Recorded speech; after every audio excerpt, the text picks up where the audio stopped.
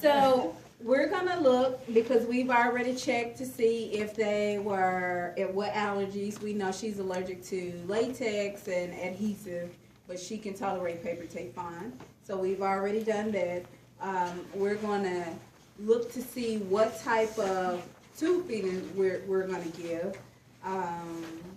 Ask her if she ever had tube feedings before. She probably have on a previous shift. So you'll get a report or ask the patient, how did you tolerate that? Meaning, were you able to absorb the food or did it just hang around and you're good? And you'll see notes about it from the nurse, or like I said, you can ask her. Gather all your equipment, make sure it's room temperature. Nothing, it's not sterile. So you can get water out of the faucet. You don't have to use sterile water. You don't put normal saline down there. It's just water, okay? We've already introduced ourselves, identified the patient, allergies. We've already done the hand hygiene. We've provided privacy. What degree, what head of the bed, what degree should the head of bed be? 45. 30, 45. Yeah, above 30, okay? And it should stay that way while you get putting anything down. And once you're done, once you get done, don't say, okay, you can go back to sleep and put it back down, because it's going to come right back up, okay? Make sure they stay that way for some time. Let's see, it says too about aspirating. So you've already aspirated, but say for instance the tube was already placed and you were coming to give the patient tube feeds. Before you start, you would, I never aspirate too much because sometimes nothing comes up. Nothing at all. But I'm going to check for placement. Every shift, you're going to check for placement. In ICU, we do it 3 times. So when we first get there, the middle of the shift, the end of the shift, okay? So you just put that bubble of air in there, and that's it. I had an NG tube, and I thought about y'all. But, and I had meds to give. It was on the mark. It was the doctor's order, but I held him. The patient had just had bowel surgery. Sometimes the doctor will order them because they've already been there before they had the surgery. So once you look at the MAR, they don't clear the MAR because they ain't got time. That means they'll have to go back and reorder them. So that's when you use your nursing judgment. So keep that in mind. If they've had some type of bowel surgery, she had obstruction. So they had to go in and do lysis of adhesion and correct the obstruction.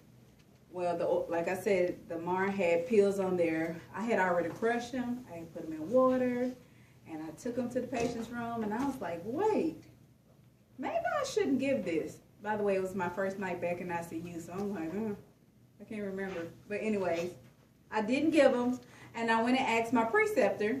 I was like, should I give these? And she was like, did the previous shift give them? They hadn't, so I held them. So if she hadn't even had them yet, don't be the first to try her out. Meds. Her medicines. Don't be the first. I didn't push meds. I didn't push water either. So she was pretty much NPO. Just NPO. Just straight NPO.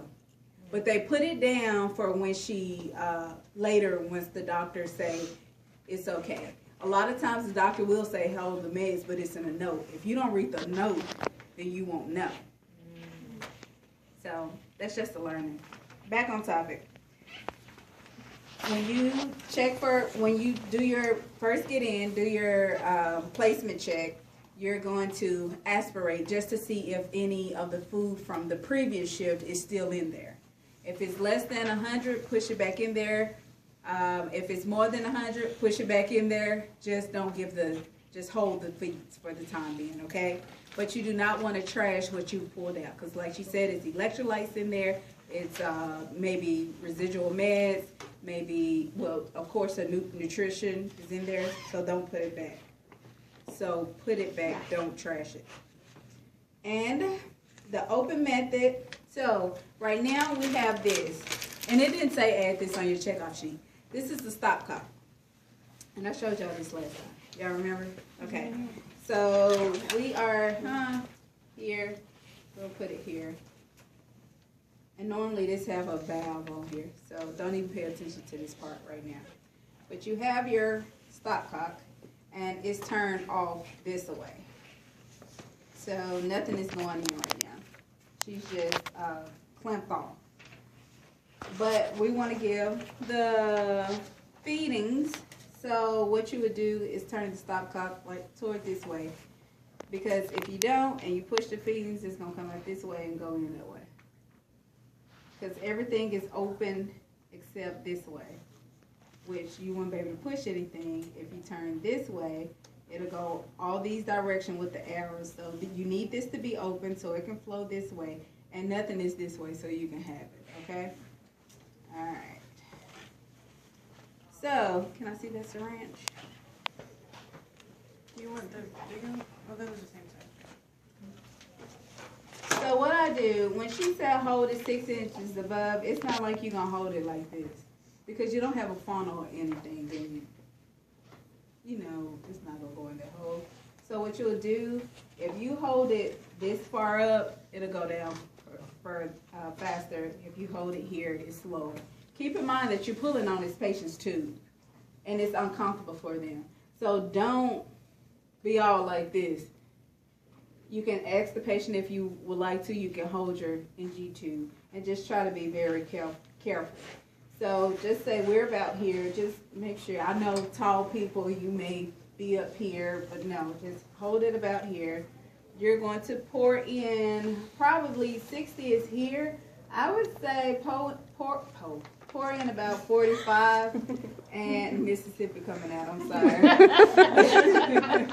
Pour in about 45 and just let it go, gravity. But before you start, you're looking at the can, you're looking at the expiration date, you're making sure that it's not open. If it's been open, you're going to trash it if it's nothing labeled on there.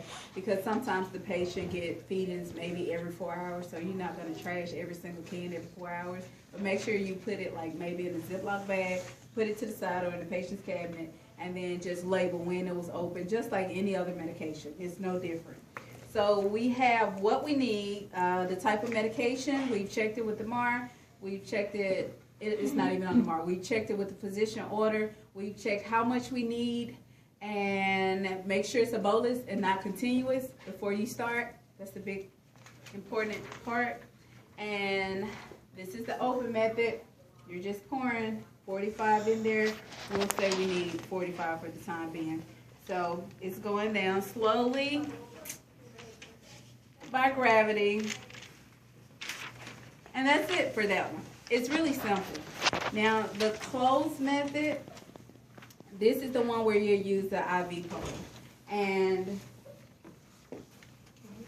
They make orders for that a lot for boluses. I haven't done a bolus since I've been a nurse. I've never did one. I've never done a bolus. A lot of times when it's a patient that have, that's because I work in acute care, but if you have a patient that's like med-surg and they used to doing this at home, you're going to continue that. You're not going to switch them up. But it's not, you know, not every day you see people walking around that have to do tube feed. So they try not to break them from their home routine because you have to make sure you can heal in the hospital as well as at home. This is the kangaroo pump. This is an old one. Apparently, it's just for practice. Every facility have their own different pump. This is a one-bag system. Normally, you have the option of having another bag. It's blue. Blue means water. You put water in. This one means tube feed. So this is our feeding right here. Once you pour your feeding in a bag like this, you're going to have a label. You're going to put the date, time, who hung it.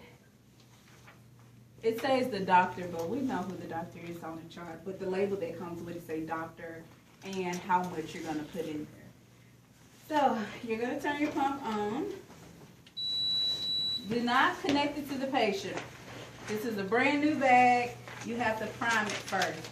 The pump that I have, you just hook it up with air in the line and you hit prime and it primes it for you, okay?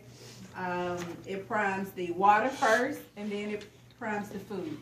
So with this one, of course, you have to prime it yourself, which Ms. Jones have already done that because y'all know how to prime, right? No. I don't know that. We've done IV.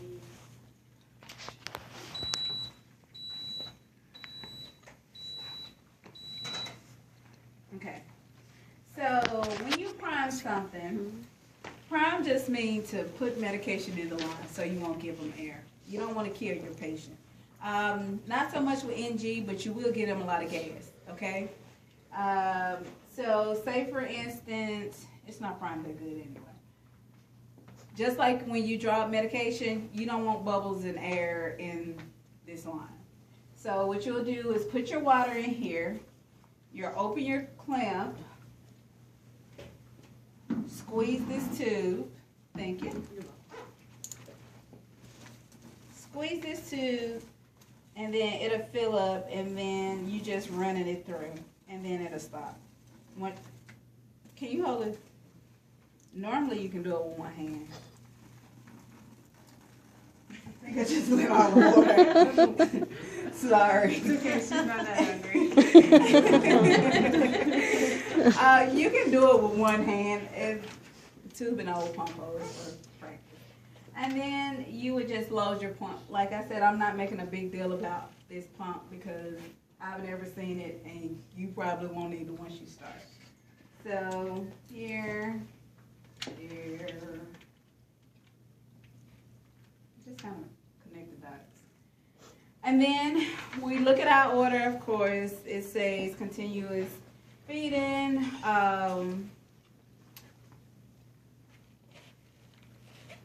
Yeah, whatever.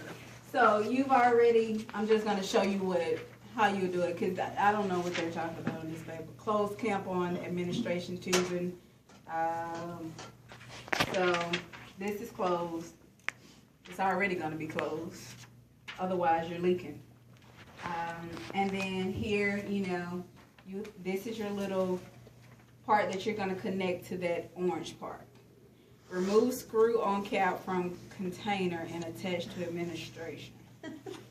I think it's if it was The food? Yeah. So the other type of food that you can have, you can either pour it in here, or the tube comes in a container that's compatible with the tubing that you'll use to give the food to the patient.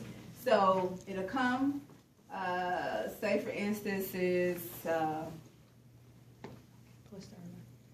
Lucerne. You hang it. It has a little clamp on it like that already come prepared, because they know why you have that food. So they create it so that you can administer it properly. You hang it up. It's a different type of tube. You take the little thing off. You spike it just like you spike anything else. You're gonna prime it if the pump tells you to prime it, or you're gonna if the pump don't allow you to prime it, or if the pump is capable of doing it, you'll just press prime and it'll run through for you. Okay? Hang container, we already did. We've already done that. So we're gonna attach it. So the only thing you're doing is putting this in here. And a lot of times, and this is real life, you see how easy this is? Mm-hmm. Before you know it, all of the food is in the patient's bed and the patient's not getting anything. So either you can cut here, which should take forever and a year, or just put tape on it, okay? And normally it'll be continuous, so you won't need to keep retaping it and untaping it. If so, sometimes you can pull it from here. It's hard to pull this, and it's not gonna unclamp from there. And then you hit start. You put in how much an hour, say the doctor ordered. Normally the order shows start out 10 to 20 cc's an hour, and advance to go maybe 60 an hour.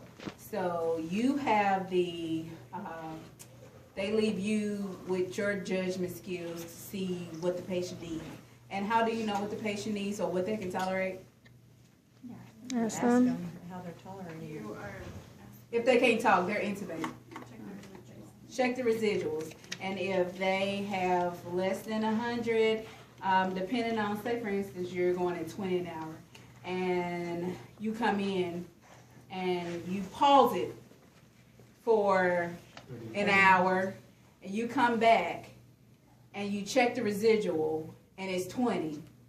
It's less than 100, but because it's going at 20 an hour, that means they're not absorbing it, so they're not tolerating. Keep it at 20. Try it again throughout the night. Pause it. Make sure you pause it for some time. Come back, check the residuals. Okay. So sometimes the doctor may say the order reads 60 cc's an hour with 100 milligram bolus every 4 hours. Where I work, you can set the pump. You don't have to do anything. Set the pump, the water goes in because you have dual bags. The water goes in, you never know to the end of your shift or every 4 hours when we do INOs. So if not, you do your bolus of water just like you do your bolus of food. Okay? So you just hold it up and let it go in with gravity. Once you're done, anytime you give a bolus, always clear the tube with water first. Give your bolus, clear the tube with water. When you do your IV push, normal saline, medication, normal saline. So you just don't want to leave food, or I don't like pushing food with green stuff that's stopped here. Even though it's clamped off, I still flush it to make sure it's patent before you start your food or medication, okay? Is this all the same with the PEG, correct? Peg tube, yeah, Pretty much. yeah, same thing. Yep, it just goes, it bypasses everything, goes straight to the gut. What's that? What else? Medication?